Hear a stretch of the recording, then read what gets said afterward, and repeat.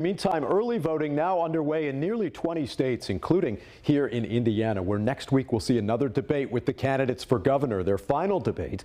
This past week, some tense moments as the Rainwater campaign reacted to an ad mailed out by Republicans about his child support back in the 90s. Again, all three candidates debate next Thursday at 7. We'll have a recap for you right here next week. Meantime, there's also a debate coming soon in the Senate race, but it won't include the Republican frontrunner, Congressman Jim Banks. It'll just be his opponents, Valerie McRae and Andrew Horning.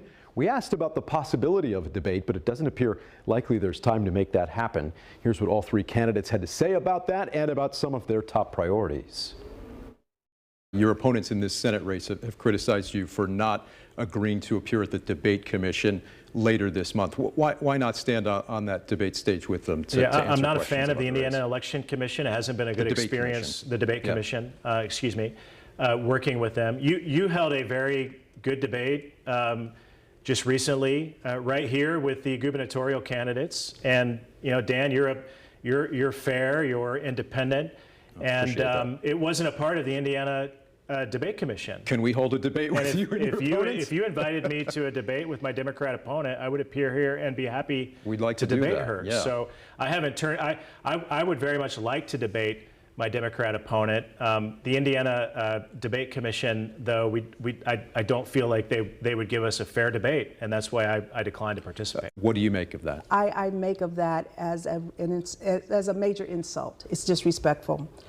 I'm the first woman to run for U.S. Senate, to be on the ballot for U.S. Senate. And this is the first time in history that a senatorial candidate has refused to debate. So I don't know what that's saying, but look at what that's saying to the constituents. It's disrespectful. It's saying that we're not ready to listen to women, that women don't have, we're not important enough to stand up. Jim Banks needs to stand up and talk to us women, talk to the different constituents, talk to families, and let them know where he stands on these issues. What's your reaction to his decision not to take part in that debate? It's understandable from a very shameful point of view that it's very common now. He's not the only one. Same thing's happening in 8th District and other places where they realize they have enough money. This is a strongly Republican state. They feel that the best thing, their best odds are to avoid something like what happened to Richard Murdoch when he was the odds-on favorite, and yet he lost because of what he said during a debate. What is the biggest issue you'll face and the biggest issue you want to confront if elected to the U.S. Senate? I read a week ago, Axios Indianapolis in their newsletter pointed out that Indiana is more affected than any other state in the Midwest by inflation.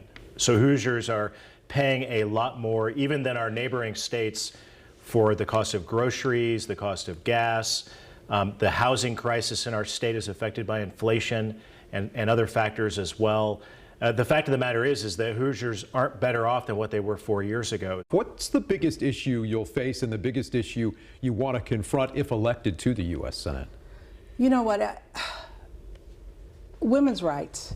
That's the one thing that all the women are, and the people and families are very focused on that, and I'm going to be focused on it as well. The turning back of Roe v. Wade, that Dobbs decision, was devastating. So whatever I can do to make sure we turn that clock back to what it was meant to be with the Roe v. Wade decision. When you consider how off the rails our government has become, and how you can actually trace campaign donations to certain government policies very well, you can see why it's really only libertarians and third-party candidates who can even talk about corruption with a straight face, because we're opposed to it, we're not representing it, and we've chosen to fight it.